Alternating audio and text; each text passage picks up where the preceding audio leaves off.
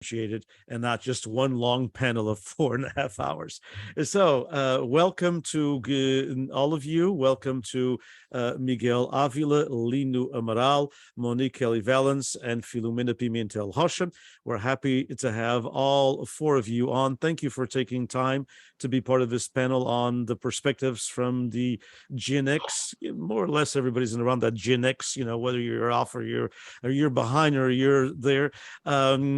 These I've learned terms I never knew. Gen X, Gen Z. I've always known the millennials kind of a thing.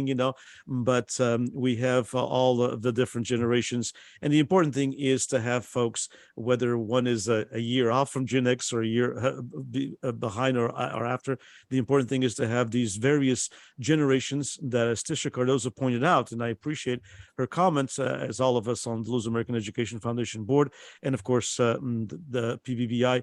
The important thing is to have these multiple folks from different experiences in different parts of California give their opinions, and for us to discuss the community as we begin to navigate the future, which is something we must do. I've been talking and writing about this until I'm blue in the face, and some people are very, very tired, and I understand that, but I'll keep on doing it as long as I am around anyway. So I would like to take about 5 to 6 minutes, or 4 to 5 minutes each person, if you don't mind, please.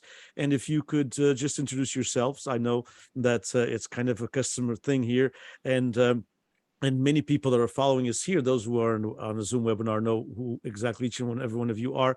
But of course, the folks following us on social media and for future generations through the archive at Fresno State, we'd like to have you take about a few minutes to introduce yourselves, tell us what you do professionally, of course, that's important as well, and what your tie to the Portuguese American community is, and your tie to the Portuguese American world, whether you were an immigrant or your parents or grandparents. So we'll start with Madam Doctor Monique Kelly Valens, who I miss because we hadn't had our weekly conversations for the history segment that she so kindly puts together for PBBI. So Monique. Hi, nice to see everyone. So my name is Monique Kelly Valens. Professionally, I am an accountant by trade. We're like the Portuguese Community Center in my office. We also help people do their Portuguese citizenships and do procurações and American citizenships, and pretty much they call us for everything. I think a few weeks ago we had someone ask if we could book their tickets to SATA. It's one thing we don't do. And then on my Portuguese side, so I am the daughter of Portuguese immigrants. My mom is from São Jorge and my dad is from Aveiro. I'm Portuguese from my head to my toes, as people say. So I've been in all of it, Philharmonicas, I've been in folklore groups, I still am in one now. Been involved with Portuguese Festa, both as a side maid and queen, and now been on the board of directors. I've also been treasurer and secretary. I am currently on the boards of CPAC, the Portuguese Education Foundation, and Casa dos Açores, and I'm also the Supreme President of the Portuguese Fraternal Society of America, which I'm almost ending my very long 3-year term due to COVID. I had to extend once and twice, so I'm done starting in November. And I also have a PhD in Portuguese history that I got from UC Santa Barbara, and so I just love being Portuguese, so I try to stay as involved as I can in the community. And she forgot the most important thing that she does. She is the historian for the Portuguese historian for the Portuguese Beyond Borders Institute at Fresno State, which of all those things that she does, it's the one that pays her the best, right? Yes. Thank you. Of course. We'll go to Miguel Avila. We'll switch off from senhora to senhor. Good afternoon, Miguel Avila. I was born in Angra do Heroísmo in the Azores. Immigrated with my family to California at the age of 15. Finished high school in Northern California, Milpitas High School, and went to San Jose State University. Thought that I was going to be a computer engineer. It lasted about 2 semesters and decided to go into pre-medicine. And so finished my degree in biology, and then actually went into the industry, decided not to go to medical school and went into the industry. Been in the medical device industry for 27 years now. and where I currently serve as Vice President of Quality, Regulatory, Medical, and Clinical Affairs for a cardiovascular medical device company that also has an office in Lisbon, outside of Lisbon in Oeiras. And we're based out of Miami, and we have an office and a manufacturing plant here in Santa Clara, California. So it's a pleasure to be here with you. And the editor of the Tribuna Portuguesa. Shall we talk yes, about that? And the connection to the Portuguese community, right, Denise, thank you. The connection to the Portuguese community, obviously, the Portuguese Tribune just celebrated 43 years this past month of September, and for the last 5 years or so, I've been the editor-in-chief of the Portuguese Tribune. So that's what I do on my spare time, as well as being very involved with the Portuguese community here in Silicon Valley, and especially in the last 2 years, live streaming the masses at Five Wounds Portuguese National Church. That was something that we had to pivot overnight, right, when the pandemic hit, and we were able to do that, and people didn't miss their mass. And so it was a great experience to see the reaction from all of those folks. And we have people listening in and watching from all over the world. We've had visitors from Brazil and Europe who came to California because they got used to attending a mass via live stream. So that was a great experience, continues to be a great experience. And again, a pleasure to be here with all of you. And that's a great experience as well, Miguel, from the aspect that many communities throughout the state of California that don't have Portuguese Mass, there aren't that many, there's only about 10 or so, that they can now, if their mom or their dad is even in a nursing home. I know some people in the northern west side of the valley that their parents are in a nursing home, and they either listen to your live stream from Five Wounds or the live stream from Our Lady of the Assumption. And so these live streams are very important. Thanks for doing that. And he forgot one important thing, he's forgetting today, which is, heck with the vice president of this wonderful company. His big income is being the editor-in-chief of the Portuguese Tribune. That's where he makes his the majority of his income. Correct, Miguel? Yes, I wish, right? Indeed. But it's, all joking aside, being the only Portuguese newspaper, as I joke, west of the Appalachian Mountains, puts a lot of pressure on us, right, to represent, to be the mirror of our communities on the West Coast. But we want to be that mirror of the community. We want to continue to be the connection that all of these communities, Portuguese communities throughout these beautiful states on the West Coast have with Portugal and with other Portuguese-speaking countries. Yeah, indeed, what I was referring to, of course, is that with Monique, and the same thing with Miguel, is that a lot of this commitment to the Portuguese American community is indeed a commitment out of service to the community, because no one is making a living, obviously, from this. Lino Amaral, well, we'll go to a senhor and then back to a senhor. So Filomena Pimentel Rocha, here from the Valley. Filomena, a little bit about yourself and your involvement in the Portuguese American community and your family history. So Filomena Rocha is my name. Born in Tulare, California. My parents are from Theta. My dad is from Theta and my mom's from Ladeira Grande. I work at our local high school. I actually am the administrator secretary over at the Tulare Adult School. And I serve as the local Chapter 218 for the Classified School Employees Association as their president. And then I also am the secretary of the Tulare FFA Boosters. So there are lots of side activities around the educational world. And I try to bring our Portuguese culture into some of our aspects and in those extracurricular activities that I do.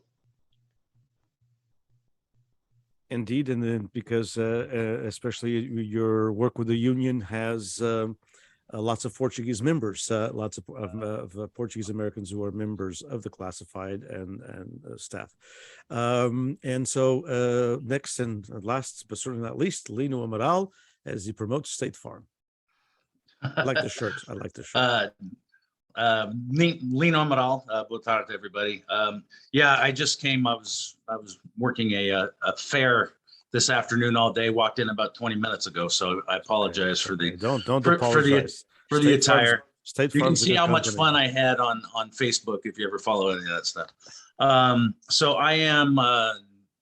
My father was from Fayal. My mother was born here, with roots in the continent, both the north and the south.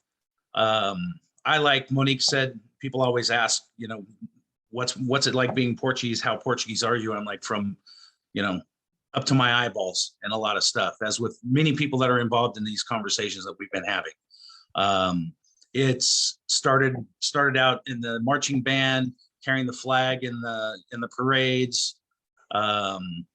I most recently I have a State Farm agency in Pinole. I was former CEO of Luso American Financial, was currently the chairman of the Luso American Education Foundation, been a board member for a number of years and involved that way. Was the chairman of the golf tournament, which we're having next Friday, by the way, if you're interested in that. And involved in director at San Pablo Holy Ghost, which we just heard from Elaine Almeida, been involved there for a number of years. I cook sopas been doing that for San Pablo for about the last 18, 19 years. Also cook sopas for the hall in Union City, SDS, that my father was involved in for a number of years. So yeah, done a lot of things in hopes of promoting Portuguese culture and heritage. Was really instrumental along with Nuno Matias and Tim Borges at the time was at PFSA and getting the Portuguese Heritage Night with the Giants and with the A's kicked off, which really glad to say that hopefully all of you took part in that. Having our president of Portugal here, Marcelo Rebelo de Sousa, it was he has more energy for a 73-year-old than I could ever imagine. He ran the state and ran it well. And for anybody that had the opportunity to spend some time with him, he is the selfie king. He will literally take the camera out of your hand to take the photos. So that was once again a pleasure, and I think it was a boon to the Portuguese community to have him here, and just looking forward to have some difficult conversations that I think we need to have. So I think this is a great opportunity when Denise came to us with this idea for the topic to discuss this. And I think we're at a crossroads. I think the pandemic in many ways has been a good thing. It's, you know, much like we just addressed with having masses online. This conference was always in person. Always became a challenge. Where are we going to have it? How many people are coming? People have to worry about, you know, flights and whatnot, and making a commitment. And this way, there's an avenue to us jump in on various days with various topics that are important. So hopefully we'll continue this.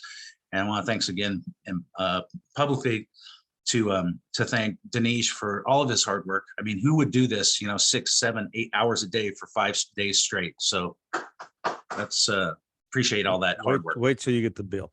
Yeah. Thank you so much. I know you're not getting rich on this either. Thank you all. Thanks, Linu. We won't have the hard conversation because I have a different take on the president's visit. But anyway, and Miguel knows this because I've had a conversation with his father. But anyway, so we won't have that part of a hard conversation, which was the Portuguese language teachers were not recognized. I'm not saying that because I needed to be recognized, but the Portuguese language. But that's going to be in the future article of the Portuguese Tribune. So nice and polemic, so people will buy the newspaper.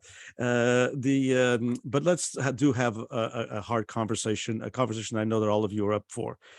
And let me just start, if I may, with a small preface of our first conversation, our first panel. And started off because of some technology issues with just one person, ended up with 3. And that was with Lino's dad. He said something that I think is of utmost importance for us to kind of contextualize what we're going to be discussing. He arrived here in 1960. He arrived here as a young man in 1960 as part of the Azorean Refugee Act, which something that lots of folks don't want to talk about, especially when we talk about the Iranian Refugee Act or the Syrian Refugee Act or whatever. the Azorians also had a Refugee Act. And we convinced the politician, two politicians, that we were more than actually we were. And even Mr. Amaral mentioned that yesterday. Oh, people from all over came, not just us from Fayal. And so, and we can even discuss that part too. But Mr. Amaral told me that when he arrived in 1960, he actually had a tough time integrating into the community, because he said that everything was not what it is even today, or what it was, especially in the 1970s and 80s. He said very few people spoke Portuguese anymore. It was all sons and daughters and grandsons and granddaughters of immigrants. The only organizations that basically existed were the Holy Ghost Festas and the Holy Ghost Halls. There wasn't a soccer team, to speak of. They had to start some soccer teams. Bands that existed, as had been researched and well done by Tony Goulart, but most of them or all of them had died. So the Portuguese marching bands began, some in the late 60s, some in the 70s, and some as late as the 80s.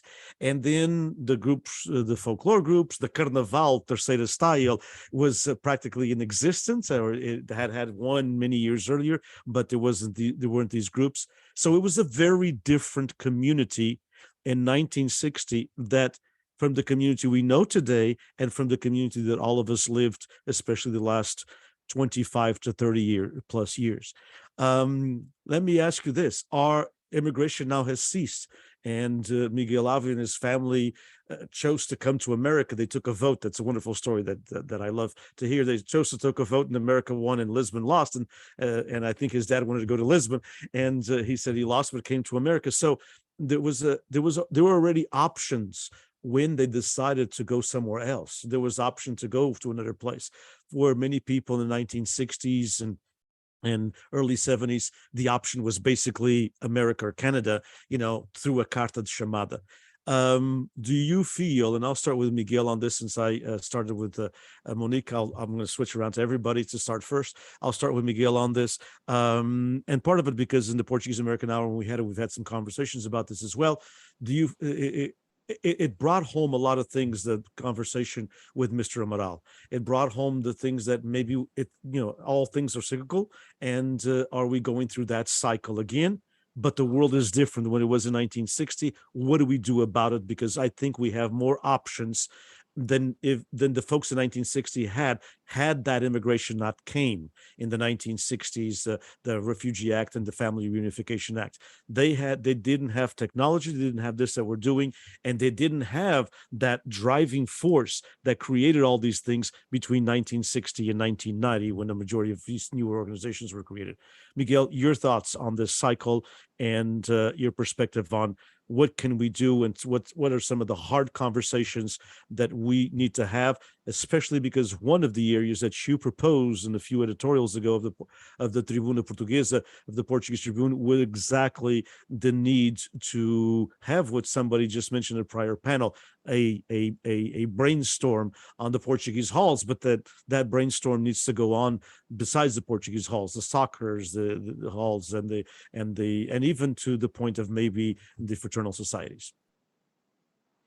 So, when we look at history, right, California would have been what Hawaii is today in terms of the Portuguese community, right? There's been almost no influx of Portuguese immigration to Hawaii. It stopped in the 1920s. And so you still have the traditions, some of the traditions, but it's very different, right? It stopped, and it was a stoppage in time. So what we had, and I'm glad that Lino's dad mentioned it, is people tend to forget. People nowadays tend to forget that the Portuguese community in the 50s and 60s was predominantly English-speaking community, right? A lot of things had, again, because it hadn't been immigration in about 3 decades at that point, things had changed, right? And if it wasn't for the influx of the Vulcão dos Capelinhos immigration, the Azorian Refugee Act, which, by the way, the volcano 65 years ago this past month happened, is what really brought what we know today as the Portuguese American community of California, right? So it totally changed the bands, the folk dancing groups, the rebirth of a lot of the celebrations in the halls. The halls already existed, most of them, but really a rebirth of those halls and celebrations in the halls. So what can we expect? I think we have a great opportunity here because there's a lot more interest in Portugal than ever before, right? So there's an opportunity here, I think, that we have to really bring a broader American society into what it is to be Portuguese, what it is to be Portuguese American. But as you and I, Denise, have spoken about many times on the Portuguese American Hour, things have to change, right? We need to have a diverse portfolio of offerings in the community. It can't be the same thing over and over again, times 95 societies across the state, right? Looking at, and I'm really glad that Tisha in the previous panel was talking about, can we get the halls to really do more than just the traditional festas, right? Turn it into more of a business center. Can we bring more of that into our halls? So I think there's a great opportunity because of the interest from the non-Portuguese in this country about Portugal. I think there's a big opportunity here for us to really showcase the Portuguese American communities. And it's a time also for us to invest in doing things in English. We have to really, and while I support, and obviously we have a bilingual newspaper, that's because we believe that we still need to maintain the Portuguese language. But if we want to get across to the newer generations and outside of the Portuguese American communities, we need to embrace the English language as well. So I think it's an opportunity that we have nowadays that maybe in other generations, when I came here in 1983, we weren't as open. We as a community weren't as open to the outside society. And by the way, the American society in general didn't know where even Portugal was, which is, fast forward to today, it's a big difference. So I think there are reasons to be optimistic about what we could do, but we can't do the things the same old way and expect a different result. Thank you, Miguel. Filomena Pimentel Rocha, here in the Central Valley where you're at, the community is much different than what it was when you were born and raised. I mean, the festas were full. I was just talking to someone at a local festa that said that in the 1980s, in the mid 80s, they served 12,000 people. And that's quite a few people to serve sopas. And today they still serve quite a few, but they serve about 2,800. But 2,800 is a big difference between 2,800 and 12,000. So your thoughts, how do you see the community here changing? And do you agree or disagree or have any thoughts on what Miguel just mentioned, that in order to pass culture, we also have to do this in the language that people understand, which is English? And how do you see the Portuguese community here in this area opened up to other ethnicities as far as them getting involved, or are we still too close-minded in this area? I think I kind of agree with what Miguel is saying. We do need to diversify and open up and let people enjoy our culture with us. I personally, my brother-in-law is Hispanic, and he asks really good questions about our culture, and we've been bringing him into our festas, and we explain what the Holy Spirit is about, and we've explained what Our Lady of Fatima. So, but he still gets those weird, from what we say, the Javelinhas look at him different because he's not of a Portuguese ethnicity. And so sometimes he hesitates to join us with the family when we go to these festas. And I think we do need to be open, and we do need to invite others and express and share what our culture is about. And I think that's something we have to change, and we have to definitely, and I think part of this generation is probably going to lead that change, is it's okay to invite others in and to share and to and to teach what it is in our Portuguese culture, especially when you have willing participants who ask really good questions. I think we shouldn't shy them away. I think we should be open-minded and bring those folks in. I think that's the only way that we can continue our traditions. Like you said, I did go to our Lady of Fatima here in Tulare, and it just wasn't that big crowd. And I mean, part of it is our older generation, they are passing away. And part of it, those that are my age or younger, just don't care to come anymore. And so it's trying to find that happy medium of still continuing that past tradition, but yet you have to bring in the blend of the new and be diverse and let others into our circle instead of pushing them out. Indeed, and we talked about that various stages. Mr. Amaral Jr., your comments, and of course, I know you followed what your dad said, but what is your analysis of the situation? And taking what Miguel and Filomena both said, the need for English, the need to open up to other ethnicities as well. Your thoughts? Yeah, I mean, I think both points are spot on. I mean, I think we're at a point. The opportunities there, whether it's through through the foods of Portugal, through the wines of Portugal, through Portugal as a destination, it's on the radar. I'll give you an example. Yesterday, I went to an Oktoberfest. Everybody's speaking German with their beer mugs and doing all this stuff, but that's their thing. The Italians have an Italian restaurant in every city. The Irish have a bar in every town. And we have been here just as long, if not longer than any of them. And we have these little halls with these little letters on the side that nobody knows what they mean. And so I think there was a discussion a couple of days ago, and we've talked about having every Portuguese hall, just call it a Portuguese community center, because that's basically what it is one step, so that when people drive by, they at least see that. I think we have the opportunity, and we have to cast a wider net. Technology has allowed us to do that. There are a lot of people who are very interested. I went to a friend of mine after this Oktoberfest, went to a friend of mine, actually he's German, but his father had a house in Portugal. They're looking to buy a house in Portugal when they retire. He's a firefighter, but they're Americans. They don't speak the language. His wife and him traveled there. They love it.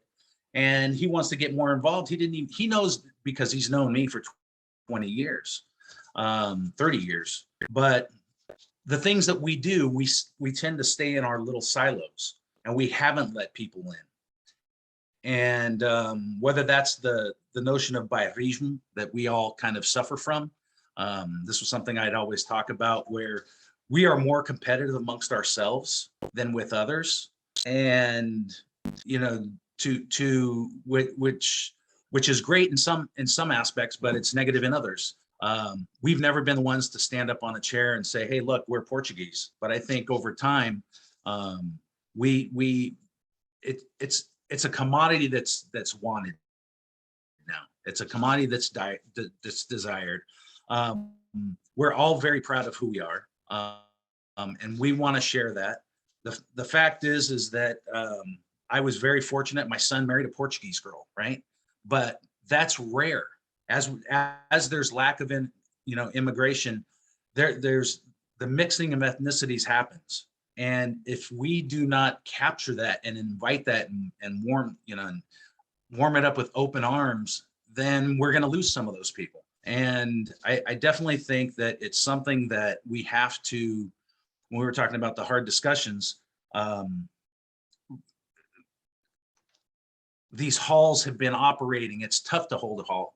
It costs a lot of money to have a hall. And a lot of these young people know that they don't want to go work a bingo on Wednesday and work a quinceañera on Friday and a Saturday like that.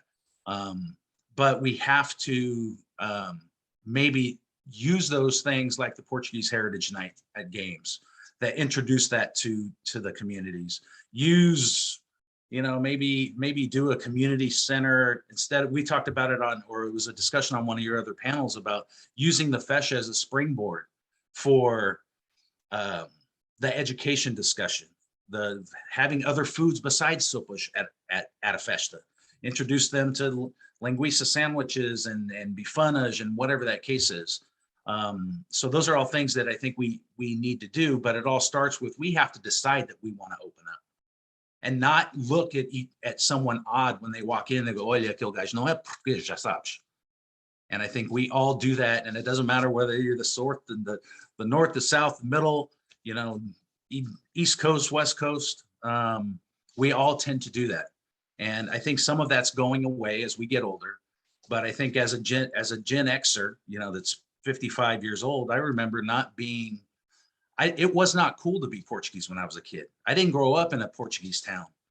I remember I came home one day on a Friday night. I worked at Lucky's as a bagger, and my mother was showing videos of me dancing in the Luso dance group, Nazaré style, with my pants rolled up with a green vest, doing with a hat with a ball.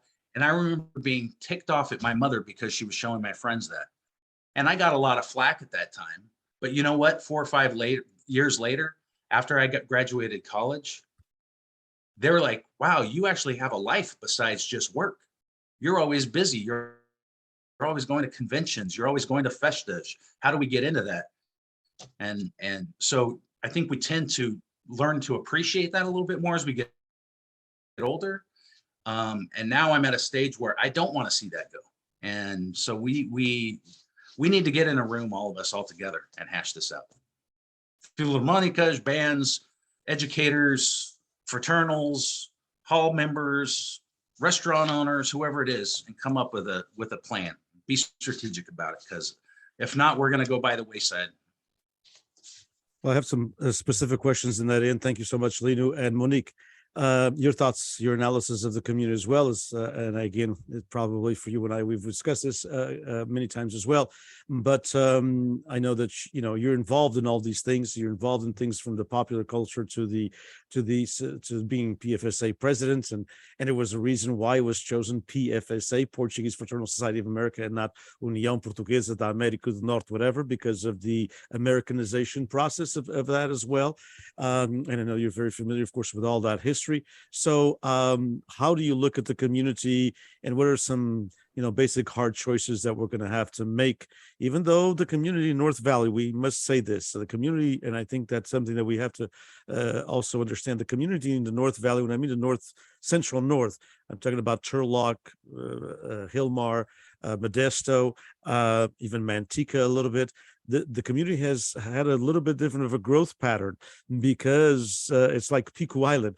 It's the only area that there's been a growth area in Madalena, because of folks from the Bay Area selling their homes and retiring. It's not a younger community, but sometimes it's an older community. We've had the same situation in Tulare County with folks from Chino, but it hasn't been the big numbers, obviously, that the Azores, and they're obviously sometimes more American than Portuguese. So what are your thoughts on all this that we've been discussing in a general form, and then we'll take some specifics? Well, I think right now we're kind of at a crossroads. So we have advantages over the Portuguese people that immigrated during the 50s, 60s, and 70s, because technology is so much more advanced. I mean, I remember as a kid, if we got a call from the Azores, it was a big deal. We'd all have to yell into the phone, Tia, you could hear like the static, and it sounded like you were talking to someone a million miles away. And now we FaceTime, we have YouTube, we have RTP. So we have a lot more connection to Portugal and the Azores than our parents did, or grandparents. So it's definitely an advantage. And we actually do have still some immigration coming from the Azores. It's our dirty little secret. We do still have undocumented immigrants who are coming, mostly settling in the Central Valley. And we actually do have dreamers amongst our Portuguese American youth. And that's something that nobody talks about, because we like to pretend that, that type of immigration only happens to a certain population of people. And I think that's something that we might have to deal with at some point as well, because we're going to have a group of young Portuguese Americans who can't even get a job because they don't have social security numbers. But that aside, we're in this, being Generation X, I feel like I'm so glad that you made this panel, because I've always said that we're in the middle. So we grew up the old traditional style. I remember, as a young teenager, hearing about, oh, so-and-so married a guy who's not Portuguese and they're not getting married in the church. Oh my God, this big scandal, right? And everybody would talk about it. And it was like almost like a betrayal of your culture. And I also had girls who were my age who didn't go to college at all or dropped out of college to get married. Not that there's anything wrong with that, but that was very common. In fact, I was weird because I wanted to go away to college, and people told me, well, why do you want to leave your mom? I'm like, I'm not leaving my mom. I'm going to college. Like, this is okay. This is something that other people do. I'm not, running away. And so we've been through that. We've been through where our community was very closed off. Many of us were not allowed to go to school dances, hang out with our friends from school. We can only hang out with our Portuguese friends. And I think in a lot of ways that's made us lazy, because at least from our, like the quote unquote baby boomer generation, because they had this captive audience of young people who didn't have a choice, who had to go to convention, who had to go to the festa, because that's the only way we were allowed to interact with young people. And now we're at this point now where we're facing, like Lino said, where other communities have faced, the Italian Americans and Swiss Americans and all the other ethnicities. We're at this point now where we could either go either way. We could go a direction where in 100 years, our descendants will say, yeah, I'm Portuguese. And maybe, somebody might know how to make papas de arroz or make sopas, but they won't know how to speak Portuguese, and they won't really totally understand everything. And they'll like lose that connection to the homeland per se. Or we could go the other way where we have a very strong, even if, we don't have any immigration anymore, we still have a strong community that still speaks Portuguese, or at least has familiarity with the language and understands our traditions and has an interest in keeping the community alive. And I think that we have a good chance of going that other direction, just because we do have a society now that is more accepting of multiculturalism. I mean, I remember all the Portuguese jokes when I was in elementary school. People would make fun of Portuguese people, and we were stupid and things like that. But it's so different now. Even my husband is not Portuguese. I joke that he's more Portuguese than I am sometimes, because I mean, we go to the festa, heats, caçoila, it's alcatra, cozido, sopas, whatever it is, he loves them more than I do. And so I think we do have this opportunity where we can introduce people into our community. You don't have to be Portuguese, but we can teach people to love being Portuguese. I just think that we just have to be open to change. And this is where our big challenge is the older generation is so scared of changing anything, because they worry that if we change anything, if we change how we do things, then we will lose our traditions, we'll lose who we are as a people. But if we don't make some very important changes, and we kind of have to decide, what is it about these things that we do that is so important that we have to keep, and what can we change? Because if not, our community is so Americanized now that we don't have that people aren't forced to be with us anymore. And things have changed so much that now, everybody is so busy. Even American societies are struggling to keep members, the Elks, the Knights of Columbus, the Girl Scouts, even. It's hard to find people to be involved with anything, let alone with, even Portuguese things. So that's kind of where I think is our biggest thing, is trying to find that middle way where we still keep our traditions, but we can evolve with the times and still stay relevant enough that we will keep the young generation. Some very good thoughts as well, Monique. And so I wanted to, Monique brought up a point about the dreamers and about, our dirty little secret, of the clandestine or whatever, the immigration that comes over and stays, in a visiting visa, doesn't go back. And it's always been like that in one way or another. But, do we have an issue, and I'll start with Lino on this one, do we have an issue as a community that we don't like to discuss these hard things? And I'm not saying it's just on our community, maybe other communities as well. But let me just give you an example. I mean, I've been part of the media for a very long time, and in 1980 I began a radio program on a daily basis, and I used to listen, and when I was milking cows with my dad at the age of 14 and 15 to the Spanish radio stations, because we only had a half hour of Portuguese in the morning, and then it was Spanish, and so we listened to Spanish.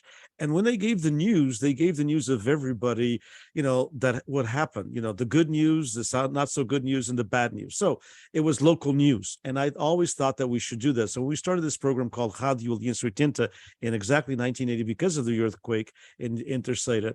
I was in charge of doing a 15-minute newscast about the Valley, about Tulare County, Kings County, and Fresno County. And one day, a young Portuguese American correctional officer, we call him at that time, we call him prison guard, and a young man in the correctional office was of Portuguese background, was accused of taking drugs into the system. And we gave that news. And everything, o carmo e a trindade, as we say in Portuguese, caíram na cabeça, because what are you doing? Why did you say that news? Because that's one of ours. We don't talk about our people that way. And so it's a roundabout way to ask, do we lack the commitment to move forward by looking at our organizations and our situation with a critical eye? If we indeed bring all these people together, as you say, Lino, and as Miguel suggested also when it came to some of the festas in an editorial, will we have the courage to look at these things critically? Because I was also in an organization, and I'll say which one it is because it's not a secret, Centro Português de Evangelização e Cultura, with my very good friend, Father Marta. And when I left because of commitments in education, one person said, oh, finally, these meetings are in peace because he's always bringing up these things that we should look into. And so do we like our peace too much? Do we have the courage in our community to be critical? Because if we don't, then we will not achieve any of these things that all of you called for. Well, I mean, Monique hit the nail on the head when she said change, right? Nobody likes change. It's human nature. It's awkward. It's difficult. But I think we're at a point of, we may not be here quite yet, but I think we're at a point where our involvement could degrade at a faster pace than in the past. Whether it's the halls, whether it's the fraternals. Look, I do think we have a difficult time talking about hard things. I think the dirty white underbelly that permeates in some of these halls, they don't like to discuss the fact that it's usually 2 or 3 families that run it, right? And so nobody wants to say, oh, you can't say anything to them because, you know, they may leave. There's this need to be needy. And again, this kind of goes back to that competition. If we show that we're weak, we want to be better than this hall. We want to be better than, you know, the peak say the continent argument goes into all of this. But I think we're at a point where we have to have it, because the option is maybe they don't exist. So we have to adapt, we have to improvise, and we have to figure out a way to overcome these things. And unless we talk about it, it's not going to happen. So by sweeping it under the rug, I remember being, you know, the youth are our future and we need the youth to come on. Well, you know, I was one of those youth in 1984 that they were talking about. And now I'm 56, and a lot of those things are coming to fruition. Halls are not getting the 12,000 anymore. They may be getting 2,800, but in my book, that's a 75% decrease, right? So in our case in San Pablo, we have a nice little fest, so we get 300 or 400 people. We're happy. But we also have a very fortunate situation. I think you talked about it with Elaine. So I'm not going to rehash that, but you know, these halls have a $15,000, $20,000, $25,000 nut every month in expenses. And how are they going to do that?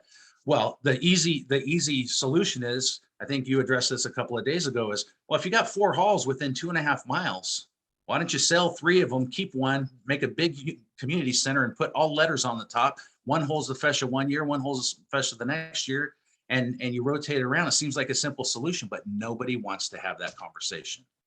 So I think that's what I mean when we have to have that conversation. And because we're all so integrated, because the feshas rely on the Philharmonicas, because the folklore groups are always members of some organization, whether it's Luso, PFSA, a hall, whatever, we're all very integrated, that discussion, I think, has to happen in a forum where we're all there and we all hear the same story, even the dirty white underbelly stuff, and just deal with it. Otherwise, 20 years from now, we may have this conversation and we might trying to to salvage, instead of the 88 halls that have festas, we might be down to 20, right? Remember, there were 9 fraternals in the state of California at one point. There are now 2. Yeah, according to And the Portuguese, according to the research done in the wonderful book by Tony Goulart that he coordinated, at one time there were 145 festas. So it's changed even then. So I mean, the handwriting's on the wall, right? I mean, Indeed. and as opposed to, it's funny, during the Olympics, right? Everybody goes for Portugal, right? We're unified on that day. And I don't see why, we at least have those conversations about trying to be, elevate the entire Portuguese community, not just this hall or this band and this band and that kind of thing. Sure. Filomena, here in Tulare County, do you think that, for example, the soccer hall to Laranguense and TDS could become once that's been talked about for 25 years, or the Visalia Hall and the other small halls around become one? Do you see that kind of an appetite in the community at all? What are your thoughts? That would be a very large challenge, I think. I think there is still this divide. Even, it's crazy because even like when it comes to Carnaval, you talk to your other, people in your community, they're like, oh, I'm just going to TDS. We don't associate with the people at the soccer club. And it's like, come on, we're the same culture. We're watching the same Dancers Carnaval. We're there to support each other. Why are we still like, oh, shouldn't that follow because the Laranguense? Oh, no. It's like, seriously, we need to put aside those, kind of like what everybody's saying, is we need to put that aside. We just, it's hard, right? It's going to take a lot of brainstorming. It's going to take someone to step up and start the change. And it would be awesome. I think what Lino is saying is right. At some point, you probably do need to partner up, and maybe Laranguense and TDS are going to have to set aside those differences and partner up, because if we continue the path of separating each other, it's one or the other is going to be lost, and it's going to be unfortunate, because we're trying to bring, I would love to see stuff like this still continue on for my children, my nieces, future generations. But it would be a great challenge, especially here in Tulare, because there is that divide, I believe. And it's a strong divide. And it's like you try to come forth and you try to break that divide, and you try to educate those that still want to have those feelings towards others. And sometimes it's like you're talking to a brick wall, and you just have to keep pushing, and you have to keep talking, and you have to be open until it finally clicks. But I think it is going to be a challenge. It is a challenge that it's going to take, it's not going to happen overnight. It's going to take time. It's going to take effort, and it's going to have to take not the same group of people. I think, I don't know if it was Monique or saying, but it's always the same group of people who are in these organizations. And it's if we could bring in more different eyes and opinions into the organizations, that may be a start of how to move things along. Indeed, and I thought, as I see some communities around the valley, is that the younger people, unfortunately, sometimes are just as divisive in that aspect, because they've been raised with this hall and not raised with that hall, that they kept the same mentality as their parents, unfortunately. Miguel, besides this mentality of the hall, how do we, we've talked about how do we mainstream our culture? One of our major problems is, of course, these halls. We could do that. We could sell 3 halls in one area that's 4 and become. I was just told that I didn't even know. Obviously, there's lots of things I don't know. That in Mountain View, there's 2 halls, not very far from each other, and so they've got to be worth, both of them, in the millions. The properties, and so if one of them sold and the other one continued, they could upgrade the other one and even create an endowment of a few $1 million that would help a lot of different things. How do we mainstream the community? and your thoughts, to where we also maybe have to go beyond this discussion of the halls. Okay, they're going to be like that, they're going to be like that, but what can we take to mainstream the community, and how do we have a more inclusive community in your perspective? And I know you're all about inclusiveness, so how do we have a more inclusive community of all of these ethnicities, and that are part of the multicultural world? And how do we, what paths do you see that could be taken in order to have, as Linu said, a few more Portuguese restaurants? We have 4 or 5 in California, but gosh, there's, we're 350,000 people. Every single town that has at least, maybe even just 1,000 Portuguese should have a Portuguese restaurant. These other things that, there may not be many Italians in many towns, but there's an Italian restaurant there, or, 16 Mexican restaurants in Tulare, for example. And so how do we do this? How do we go forward into American mainstream, and do you think that by doing that, do we sacrifice part of what we are, or do we do not? So, talking about halls, within a 3-block radius around Five Wounds Portuguese National Church, there are 6 halls, 3 blocks, right? Do we need 6 halls? So, because they're all struggling. It's not like half of them are doing great and the other half are struggling. They're all struggling in some sense.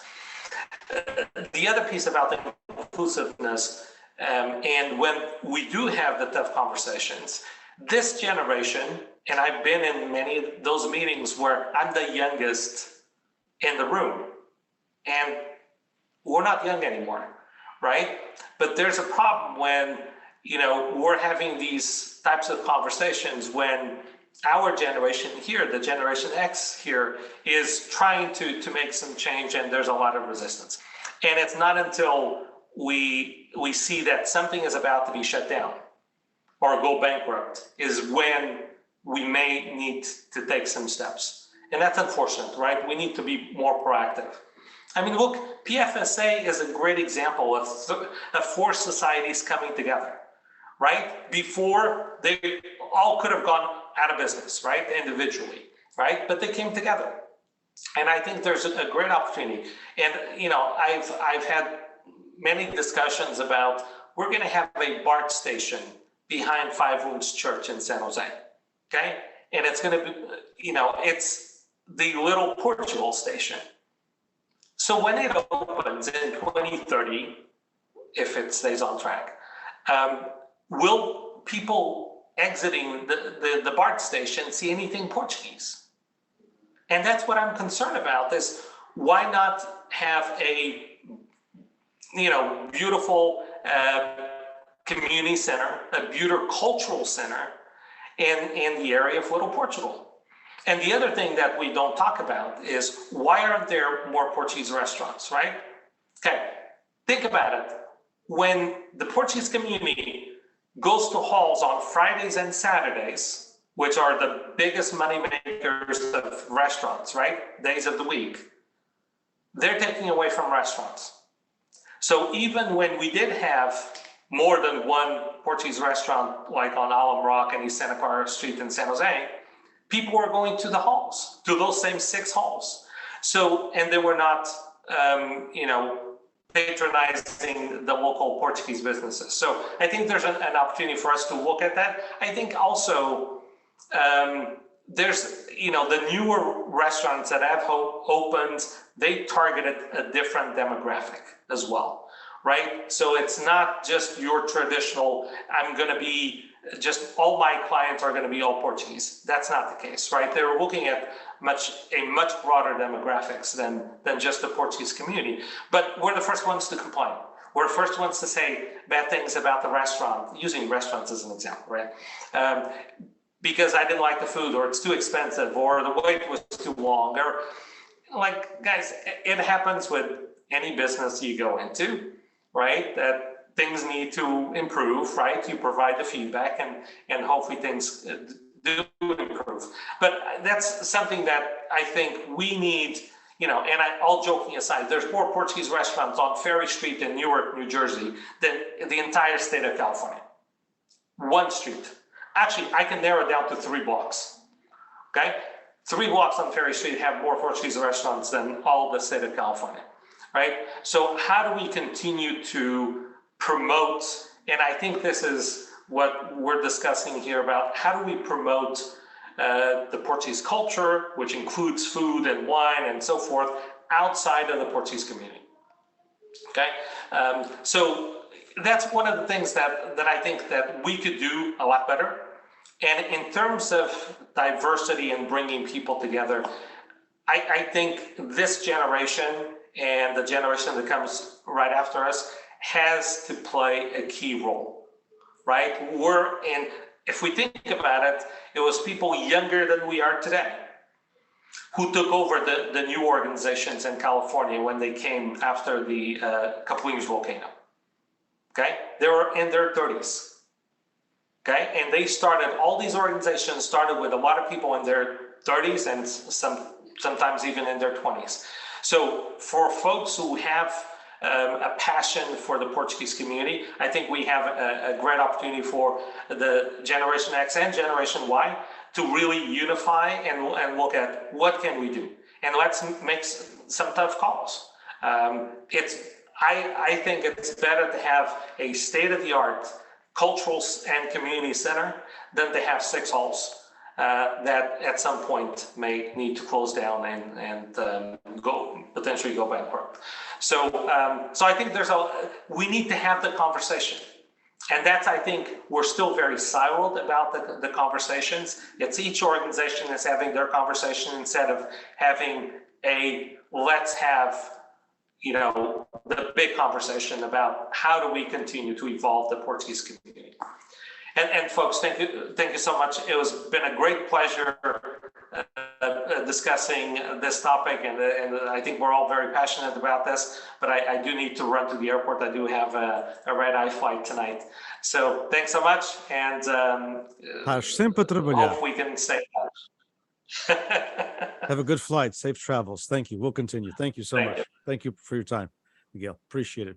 Monique, let's talk a little bit about what other folks have commented, but going a step forward, because we're trying to have hard conversation. I'm trying to have that Jesus moment that my boss told me to have, and I don't mean my wife, the other boss, the Luz America big chief, and the Luz American Education Foundation big chief. If those of you who don't know, he's here in the panel. But anyway, a little bit about Monique. One of the panels yesterday, the millennial panel, I asked everyone, would you be willing to be a president of a hall? And I did not get an answer. No one said no, but they answered the first part of the question and they did not answer the second part of the question. So I don't think the young people, and I actually had a private conversation with someone that couldn't be on for family reasons, and I asked, to inform me of the same generation. And they basically said, not the way the halls are. I would never be a president because I'm not going to dedicate 50 hours a week. I don't have 50 hours a week or 40 hours a week or even 30 to dedicate to a Portuguese hall. So, unless the modus operandi changes, the young people don't want this, or I shouldn't say all of them. That's a generalization, then that's wrong. I know that. But a good percentage of young people do not want this kind of a commitment, and especially when they have thriving careers, and that's what we want our young people to have. We want them to be, successful accountants and historians and business leaders and union leaders, etc. So if you have a career that's demanding like that, you don't have the time. And the other thing the other person told me is, I don't also want the chatis. For those of you who don't know, the word means, the all the pains that come along with it. So Monique, is it fair to say that, young people, may want this, but I don't know if they do want this the way that things are operated. There are some that have, and I know your area of the valley has been fortunate there. there are a lot of young people involved in Turlock and Hillmar, Modesto probably somewhat as well, Stevenson, but it's not a generalization. It's a minority. Your thoughts? Yes. I think that a lot of that has to do with the comparison of the amount of work, like you said, between what's expected out of president here in the Valley, a Valley Festa versus a Bay Area Festa. And I know a lot of that has to do with that we're fortunate enough that we have dairies. A lot of the dairies are closing, but we still have enough dairies that their donations help keep us afloat, and we can sell tickets, things like that. One of our marketing director at PFSA, Jerry, he's really involved with the Hall in Santa Clara, and he told me his wife said she would divorce him if he became a director because of all the the expectations that you have to be there to clean afterwards and to run the events and all these things, where we don't do that here in the Valley. We rent the hall, they do their own thing, none of us go over there. Afterwards we clean the kitchen, but then we'll have we actually pay people to clean the pots after the sopish, the really hard things that nobody wants to do. So but we're fortunate. We have that option, and it does make it easier to find presidents. However, it is still hard, because even with all those things taken off the president's plate, like in Modesto, we try very hard to delegate tasks to different people. Like the secretary is always in charge of getting the permits and different things. The board actually takes on a lot of responsibility off the president's shoulders.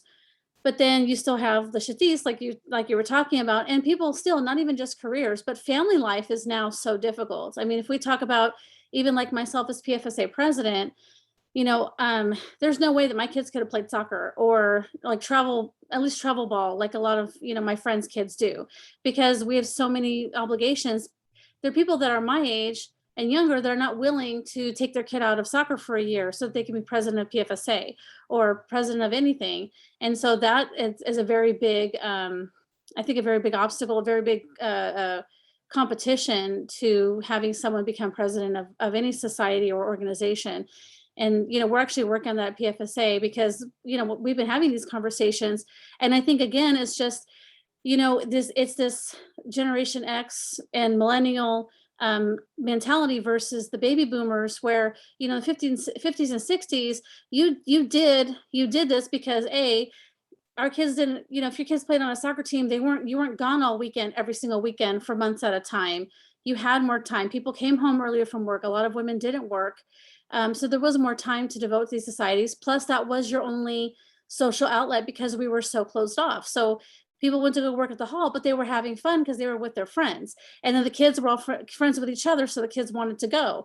Or if they didn't want to go, they didn't have a choice.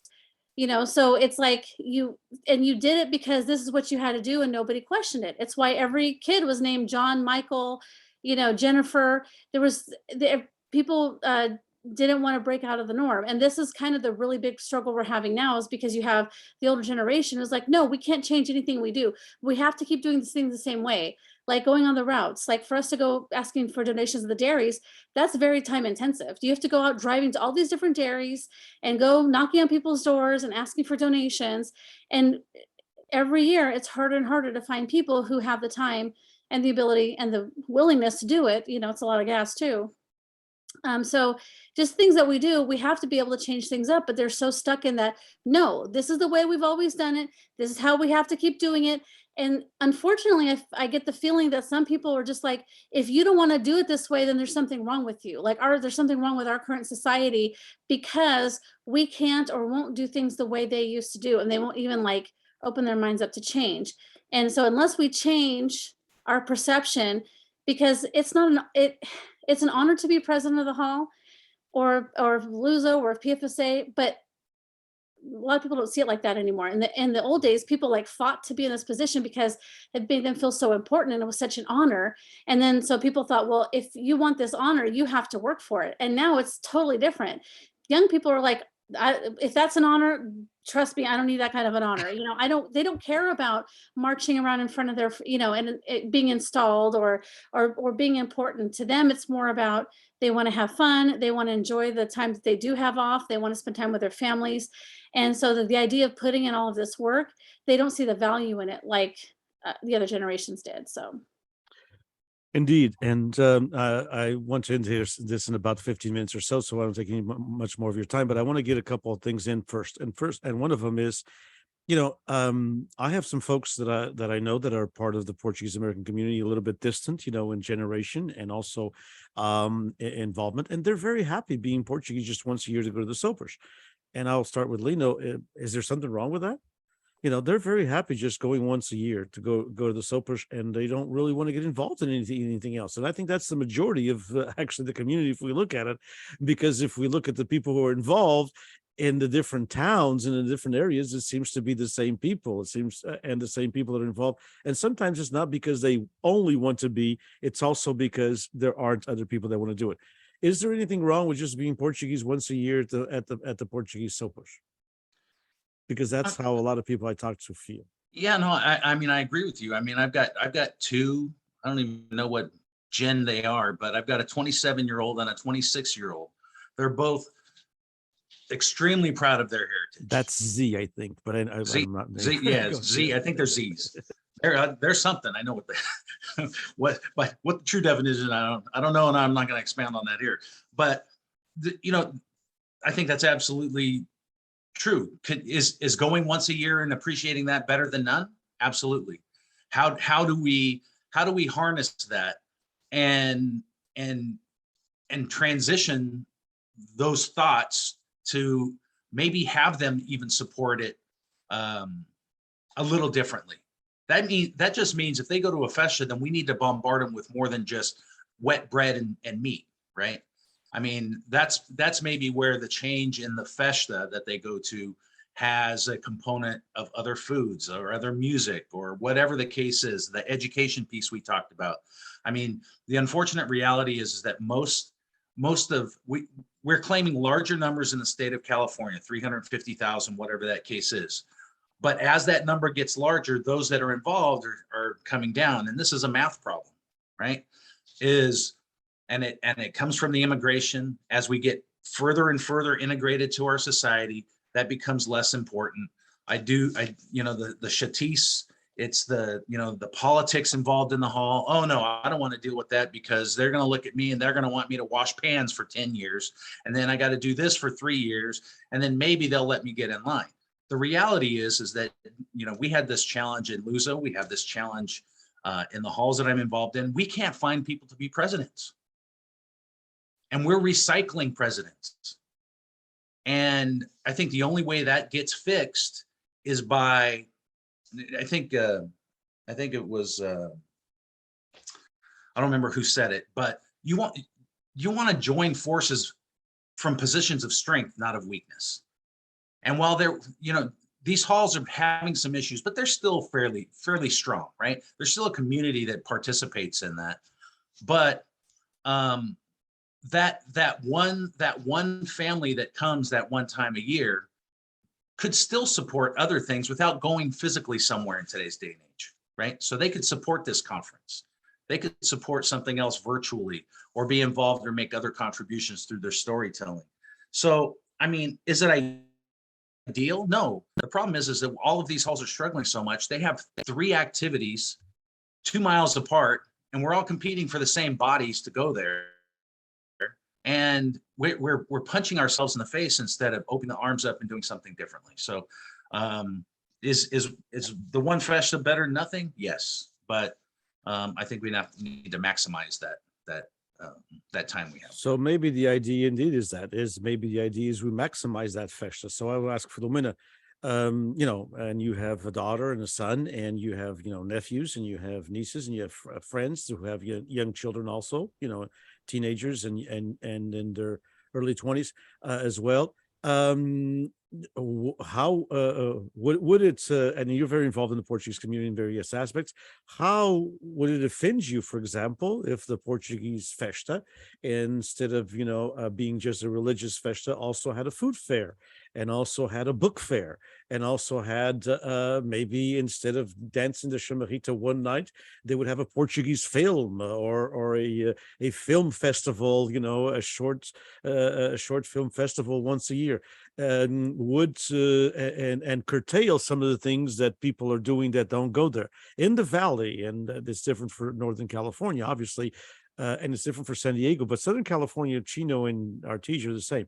In the valley, and I think both of you, Filomena and Monique, won't let me be a liar or an outlier here. In the valley, the vacadas are like huge with young people. They love that stuff. I mean, they just love to go, in there. So, but they go in there for that. But that's all there is. So my question to you is, Filomena, is would your family, who your friends, would since maybe, as Lino agreed and put it, they just go to that one festa once a year. So why don't we make that festa an event that has more than as my grandchildren say, the soggy bread, with meat. Maybe maybe we make all these things, a book fair, a food fair, a maybe even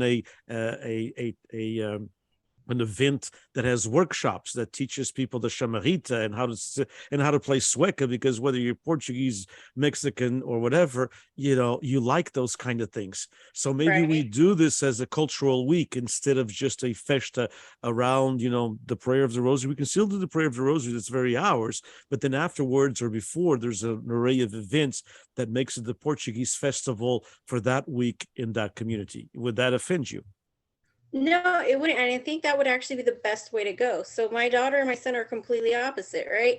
My son is the guy who wants to go to the vacadas and root for the bull and not for the person. And that's his thing. And if it was more with music or even film, that engages him more, just in the way he processes stuff, right?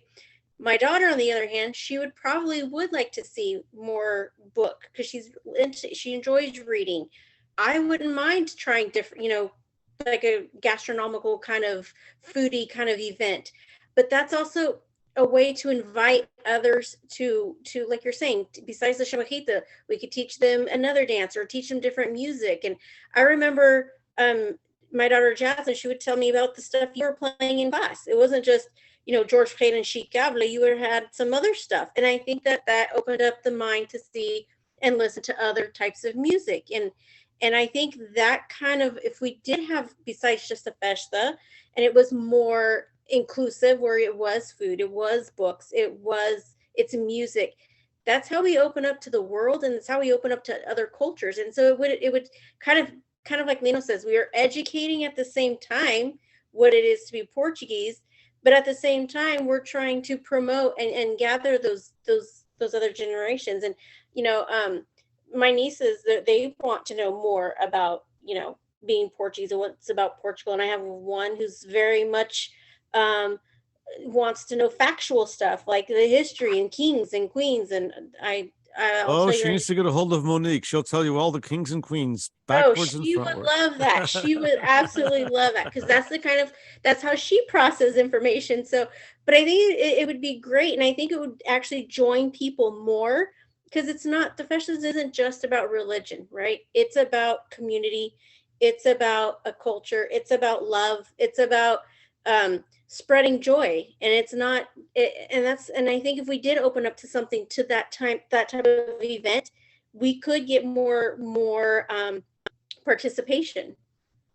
Yeah, I think even from Portuguese Americans, in my thought. But Monique, how about, is there ever going to be appetite for the Modesto or the Stevenson or the Tulare or the Union City Festa to be, instead of just the Holy Ghost Festa, to be the Portuguese Cultural Week in that town, associating it, hey, we can go pray the rosary. I think we can still keep our things that are very important. I think religion is a very important part of the Holy Ghost Festas, even though they've been at odds with the church, and there's that wonderful saying in the Azores, o Espírito Santo não é de igrejas, but we could have that, and because the Greek festival does this, for example, in Fresno, there is the Orthodox Greek Church. They have their ceremonies that are part of their religion, but then they open up the event after the religious to everybody. And even though there's 5,000-6,000 Greeks in Fresno, they have 65,000-70,000 people at the 2-day event. So is there an appetite for that in the festivals that you know? And what will it take? Will it take basically what you said earlier, and others as well? Will it take things closing down and then restarting all over again? I mean, kind of dying almost before, but the problem is if they die, or if they get, as we say in Portuguese, moribundos, between death and alive, then there's not the resources to start these festivals. Right now the festivals still have financial resources to do something beyond what they're doing. But if they get to the point where they don't have any resources, then they will eventually die, because we don't have the resources to start this. It's kind of a catch-22 situation. But what do you think? Is there appetite? I'm not sure. We actually have tried this in Modesto Festa. We did our centennial year. We actually tried to do a whole week full of different activities at the Festa. We had the night of we had the hula dancers come one night. We had Taylor Immigrant come perform one night. We had, so every night we tried something different, but the attendance was very poor. And usually, and the tendency is people, if it's very poor one day, then 1 year they'll never do it again. It was new, so that's why it was exactly, yeah. But there's a lot of competition too. Like when we're having the Festa, it's the end of May, the beginning of June. Kids are graduating from high school. They have their finals or whatever they have going on. And so that also makes it difficult to get, people to bring their families. But I mean, you brought up a good point with the Greek festival here in Modesto, the same thing. It's very, very popular. I mean, it's attended by a lot of people. So I think we just have to find the right thing. Personally, I see it happening in the Bay Area first versus the Valley, just because we still have so many. We're still very traditional in the Valley, because we did have, even the younger people, like we've had this talk already, we still have some festas that don't even allow women into the meetings. So we have to overcome we have to drag the Central Valley into the 21st century before we start opening up with these ideas. Because even now we still fight over, why did you have your card party that weekend? That this festa always has their card party that weekend. And we still hang on to these things, even though they're not being attended very well, because that's what we've always done. And so I think it's a great idea, but I just think it's not the right. I think unfortunately it's going to have to get worse before it gets better. Like I think Our Lady of Miracles in Gustina is a great example. We were there a few weeks ago because I had dance, and I was telling my kids, man, this festa used to be packed, full of people. People came from all over the state and from other states to come to this festa. And part of the attraction for me was they had a carnival there. And so they would have a carnival. We wanted to go to that festa so bad, and we went. And now if you see the attendance, it's dramatically less than what it used to be. And I know they stopped it because they said, it was Kanaila came, outside people.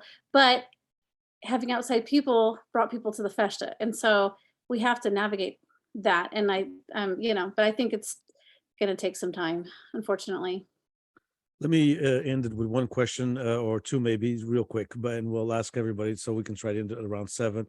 But I think there's 2 important points that I'd like to get your intake, because you're on this and your thoughts, because all of you are involved in one way or another. And I'm biased on this question, so I'll already tell you my bias. I believe that the future of the Portuguese American community in California depends a lot on how many schools are teaching Portuguese and how many universities are teaching Portuguese.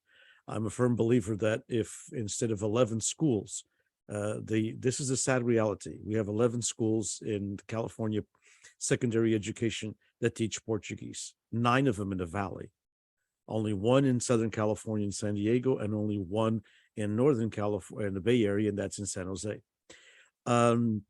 Unless we are able to change this, we are, as many of you have said, 350,000 more or less, and I think we are more. I don't think we're 1 million, like people say, but I think we are more. I think there's another 125,000 or 150,000 people who don't bother to put Portuguese on there.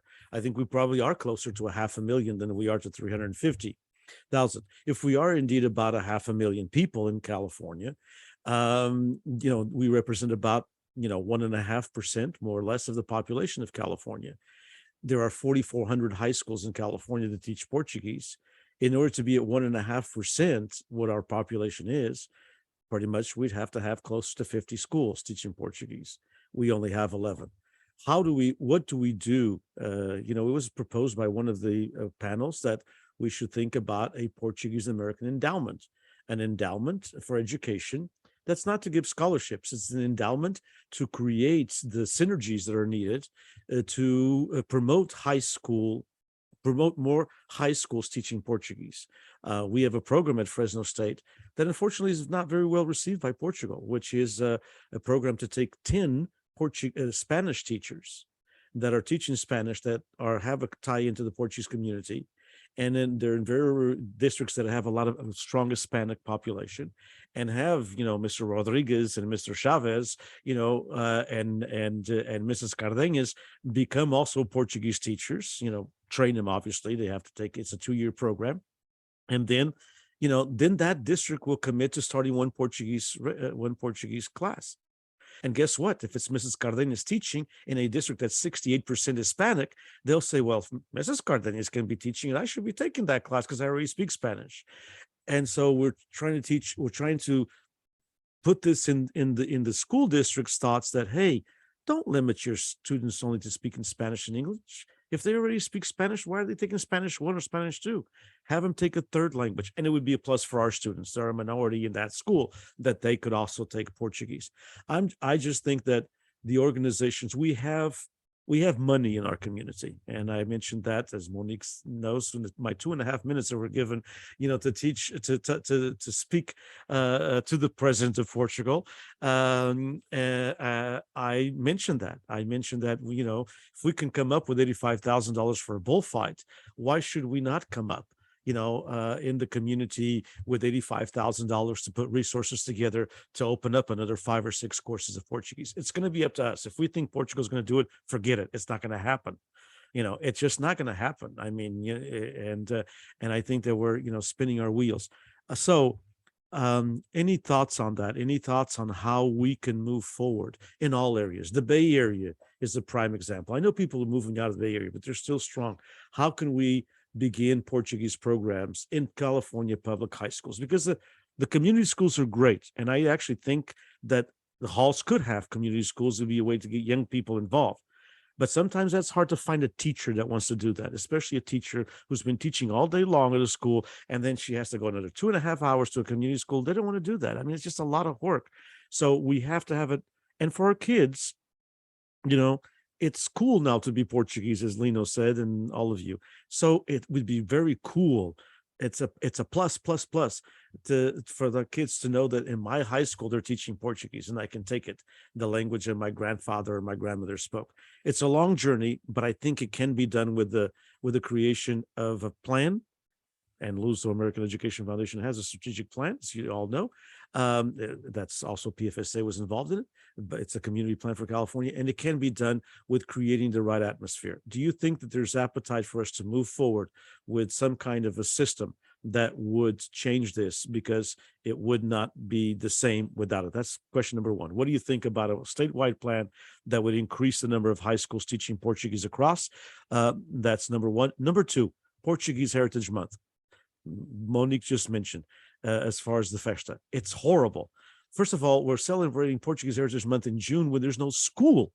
And our best way to teach heritage is in schools, not just where there's Portuguese language classes, where there's no Portuguese language classes, but schools are the best way. That's why the Hispanics chose, they didn't choose Cinco de Mayo as a big month, because they know at the end of May, people are starting thinking about graduation. They want to talk about heritage, so they chose a date that's completely off the radar.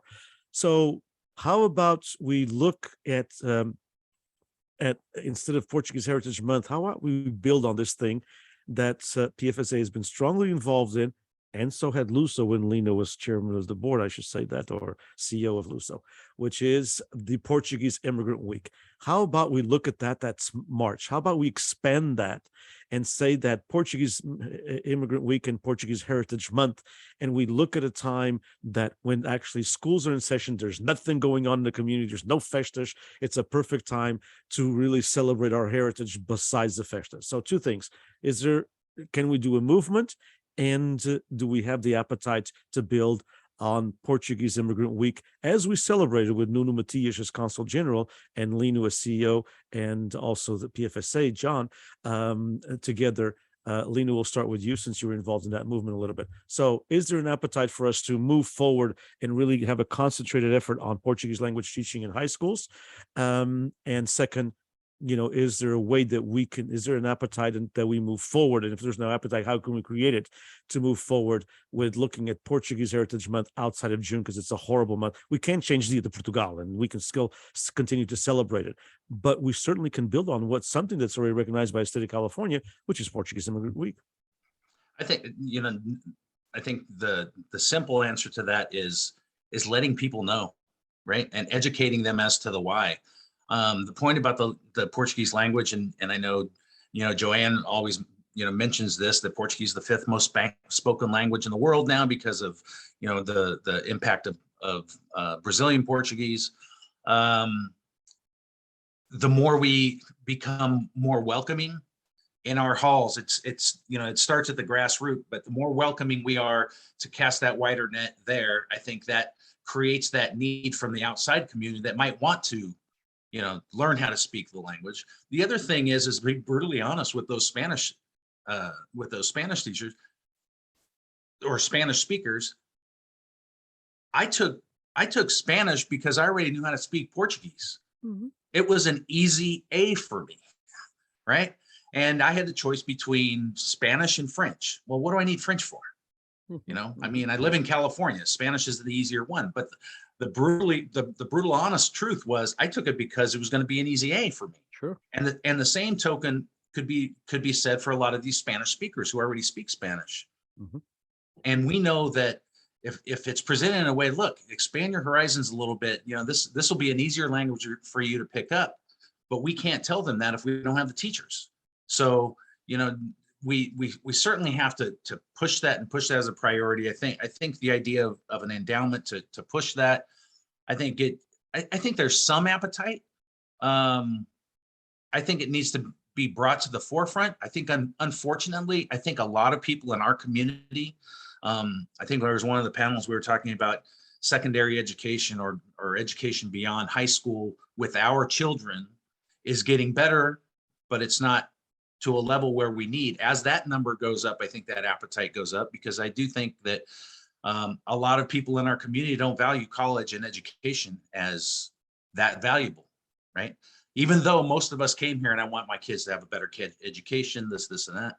But I think that possibility is there. I as you mentioned, I tried, doing a lot of things in terms of consolidation and working together with PFSA when I was CEO at Luso. I think it was important. We're both catering to the same community. 30 or 40% of our membership is probably integrated. We never got a number on that, but it's probably 30 or 40% common. So doing those types of things, and we have something that's in place. It's recognized by the state. But guess what? The only people that attended that at Portuguese Heritage Week were the board of directors, because they're required to, for PFSA and for Luso, and maybe a handful of other people. That's it. And Jay Avila would take pictures, and that's great, and that shares the story, but we didn't do it because nobody knew about it. And it wasn't something that we normally did. So I definitely think we need to latch onto something. We have to stand on the chair, as I've said before, and say, we're here. These are some of the things we do. We want to get education in the schools, because I think everyone my age that didn't learn to speak Portuguese, who were sons of immigrants, wish they learned when they were younger, and they wish they would have done it.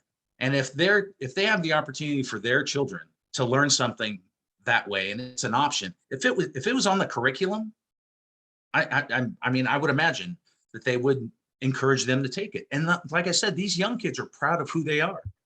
They love that, they love wearing, a Figu jersey, a Ronaldo jersey. They love watching folklore on YouTube for hours at a time. So I do think that they would say, I know that my daughter, she went to Portuguese, but it was a hassle. I had to go to Hayward. I live in Concord. It's 45 minutes. It's a huge commitment to do that. So yeah, if there's a mechanism to where we can, start educating the public as to the why we need this and why it's important as this entire plan in our survival. Because I honest to God, I think that's the survival. Because it may not happen in my lifetime, but I think it's very possible that we can go by the wayside and we just become a footnote in California history. And I think we deserve much more. Oh, if you live long enough, it's going to be in your lifetime. If you live to be 75 or 80, and I'm hoping that you do past that, if you live to be 80 years old, it will be in your lifetime. I can guarantee you that, my friend. Philomena, before I turn to Monique, one quick question, because Lena's already answered that about, but I think you have the experience, and I'd like you to say, what do you think Tulare would be different if we didn't have Portuguese at all three high schools? Would we have, for example, kids doing, danças de carnaval and all this other stuff that requires the language if we did not teach Portuguese at all three of our high schools? Would Tulare be different? It would. I think it would be different. And I mean, just with our three high schools, I mean, we've seen it. We're getting the Spanish speaking students taking Portuguese, and we have, we're hoping that more Portuguese of our culture, kind of like what Lena was saying, right? Some of people our age did not learn Portuguese, and now they wish they did, and now they're trying to get their kids in there. But but the thing with our program too, I think, is the benefit is that we're not just teaching the language, you're teaching the history, and you're also doing when you get to Portuguese 4 and 5, you're teaching them the dance. And so I think a lot of students, when they're in 4 and 5 at that state, they're telling other students about Portuguese classes, and they're taking it because they want to know more of that. So I was fortunate that my daughter was able to take her Portuguese classes there in Tulare. But I do think if we didn't have it, I think we probably would see a decrease in us promoting our Portuguese language and our Portuguese culture. And now in just this conversation, my head is thinking, so I now work at the adult school, right? And we've partnered up with the Mexican consulate, and we're offering classes for Spanish GED. And so that those folks who immigrated here, who did not complete their school back in Mexico, can complete and get their schooling here. So now you have my head thinking about, why should we limit ourselves to just K-12 students? Why not open up the doors and do Portuguese? And I remember enrolling a Portuguese woman who wanted to take our ESL classes, and just in conversation, and she was like, I want to learn English because I need to communicate to my grandchildren because they don't speak Portuguese.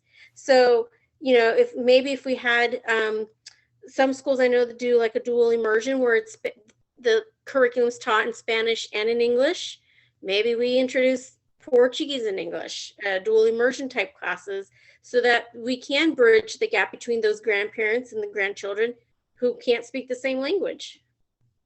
That's a very good point. That's why we need people in schools and administrative secretaries like you. Now you go back and you tell the principal at Tulare Adult School, because I taught it there 1 year.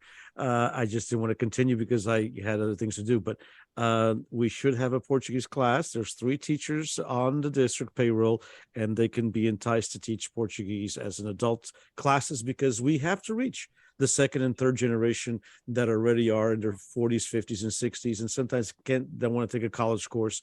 But a conversational Portuguese class at the adult school would be great. So that's your homework assignment. As a That's teacher, going to be my homework assignment. teachers always give homework. Monique, appetite for, even with PFSA, for promoting a program that would entice more schools, public schools, to teach Portuguese. And number 2, how do we move forward with Portuguese Heritage Week? Because Portuguese Immigrant Week and maybe Portuguese and tie it around the Portuguese Heritage Month, because it's just not going anywhere with Portuguese Heritage Month in June. It just doesn't go anywhere. We're doing festas, and people are in festa mode, and they're not going to do anything around Camões. You know, they just know that he's a blind guy with one blind eye, and he could write some darn good poetry, but it's not going much. So your thoughts? Do we build up this Portuguese Immigrant Week that kind of lately PFSA has been holding the torch, and I've been behind it also, you know, putting some things together, but you know, do we build upon this? And is there the appetite for maybe collaboration between the fraternals and everyone else for an aggressive program to build Portuguese at other schools? Yeah, I think Lino brought up a good point as far as education. That's going to be the key. I really feel like our generation, we in a lot of ways take our Portuguese culture and language for granted, because a lot of us didn't have a choice as far as whether or not we were going to go to the festa, whether or not we were going to go to the fraternal societies. And so I see a lot of people that are my age within my generation who have kind of gone the complete opposite way, where like I couldn't be, you know, they say to themselves, well, I couldn't be involved in all these school sports and go to all the dances and be a cheerleader. So I'm going to let my kids have all those opportunities that I wasn't allowed to have because my Portuguese parents wouldn't let me. And in the meantime, you know, those kids are now showing a hunger for wanting an identity. And you see that a lot. Like I mentioned, my husband before, he loves being Portuguese because otherwise that's his identity now. And you see people hungering for something that's their cultural identity. And you know, the point about, you know, people saying, I wish my parents would have taught me how to speak Portuguese. I tell my kids that now. Of course, they don't believe me, but you know, people wish that they had learned how to speak Portuguese. But I can't remember who said it earlier, but it seems inherent in our culture that we don't fight for things, and we tend to just sort of stay the status quo, even if we're upset about it. One time we were building the new church in Modesto, and the priest said, okay, everybody can come, and we're going to invite all the parishioners to come and vote on which statue of the Virgin Mary is going to be in the church.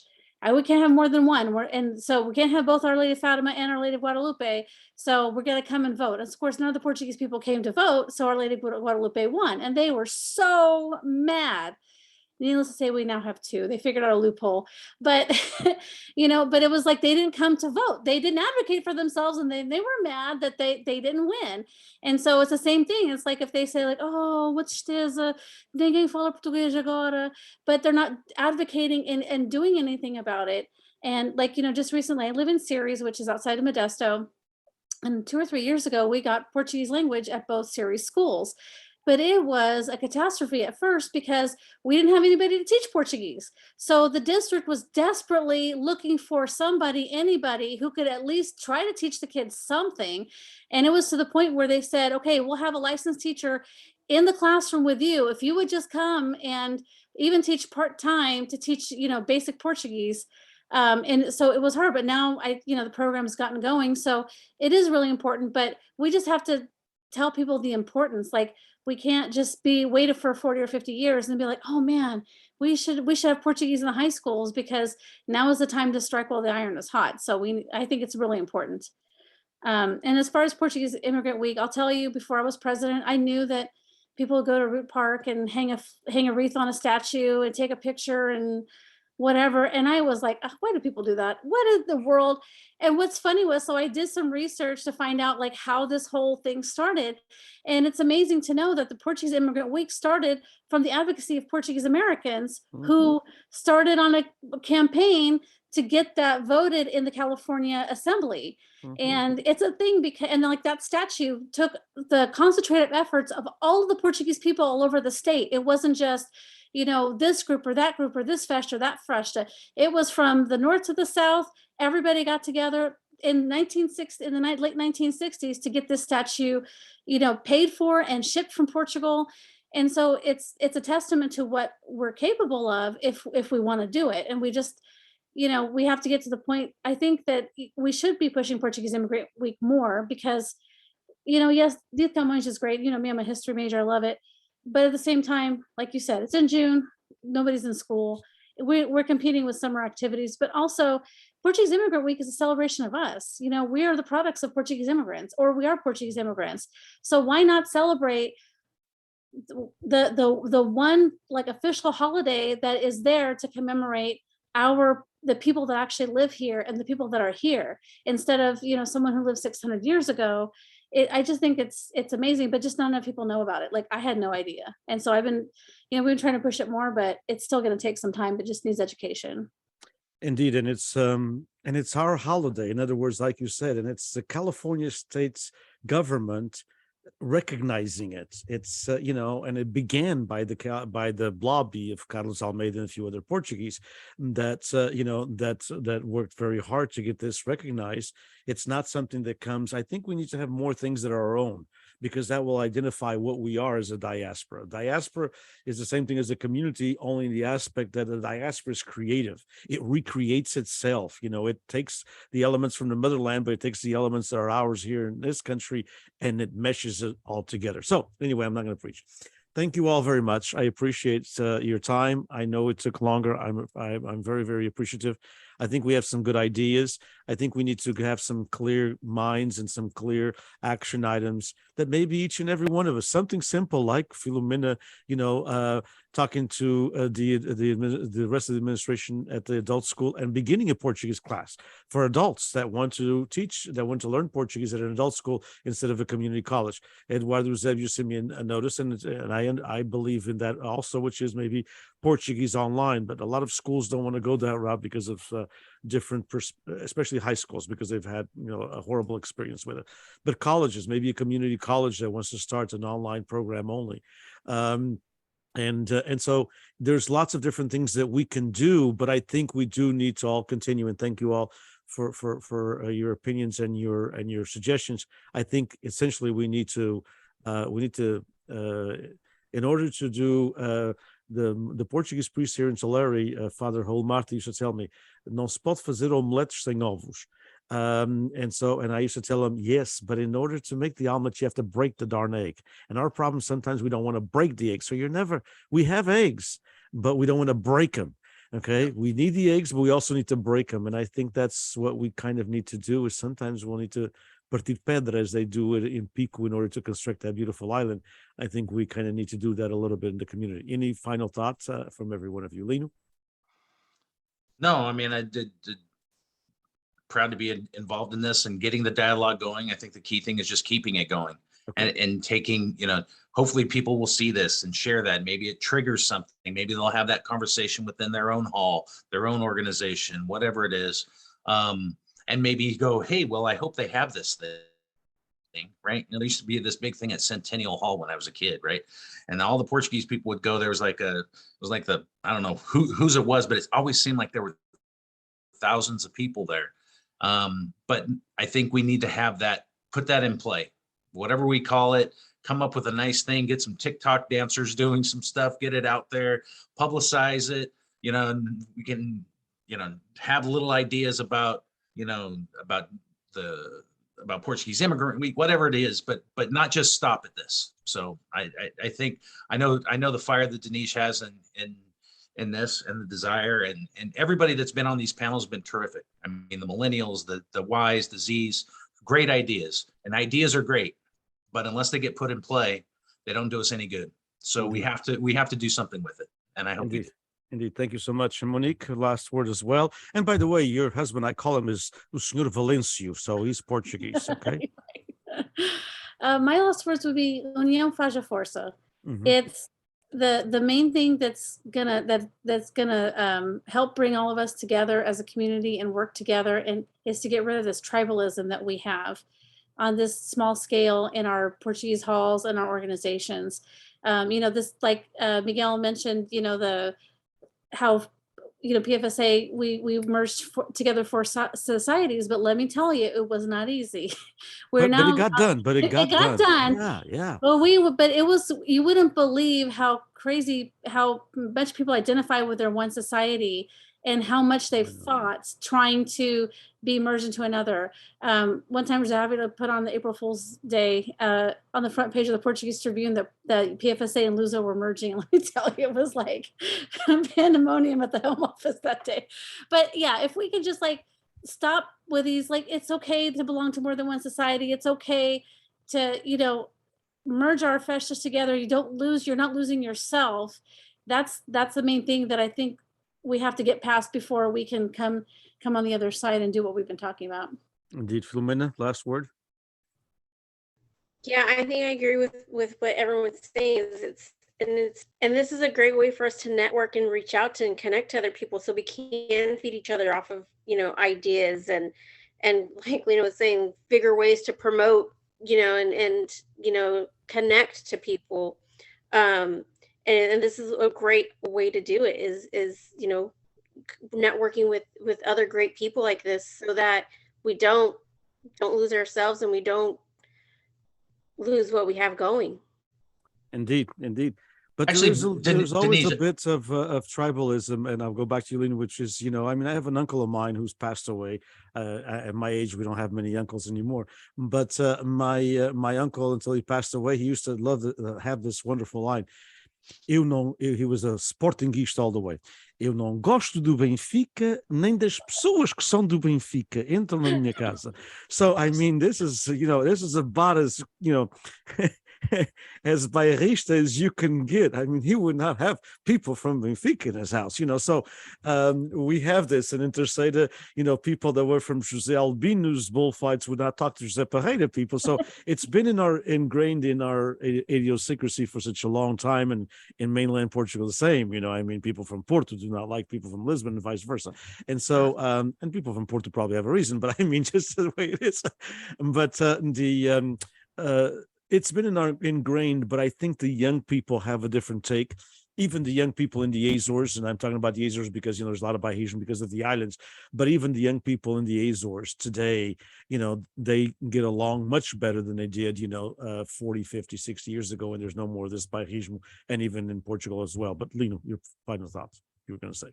Oh, I was just going to say, so sometimes when I was talking, I think it kind of sums up the words of Ana Maria and Tony Parente from a song that was about 40 years ago. Yeah, boa gente. Não importa se dos Açores, da Madeira ou continente, o que interessa é que sejamos boa gente. That's it. And we're a bunch of boa gente.